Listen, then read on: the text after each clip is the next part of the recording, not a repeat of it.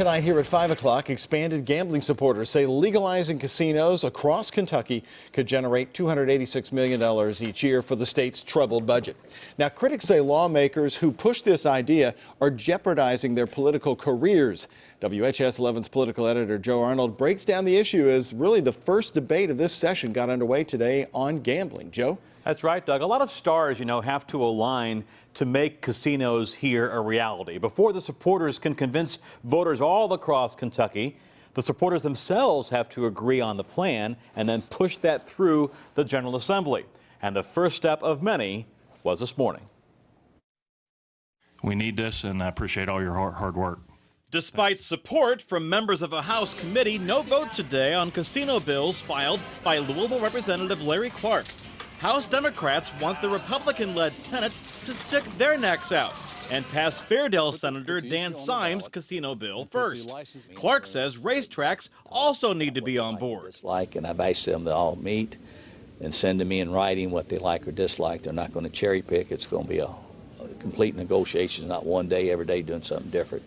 And hopefully they'll do that, and we can sit back down with the Senate and talk about here's the difference, how we fix them.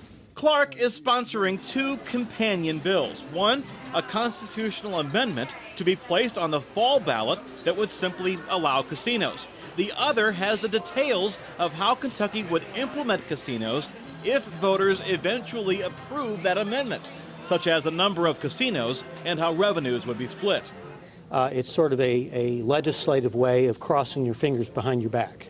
If they really meant it, we think they would put it in the Constitution. Clark is proposing up to 8 casinos, 5 of them at racetracks. Syme proposing no more than 7, and not necessarily at racetracks. So this isn't going to be just one side against the other. We're going to try to make something that works on both sides, because if you can't pass on both sides, then it's not going to work.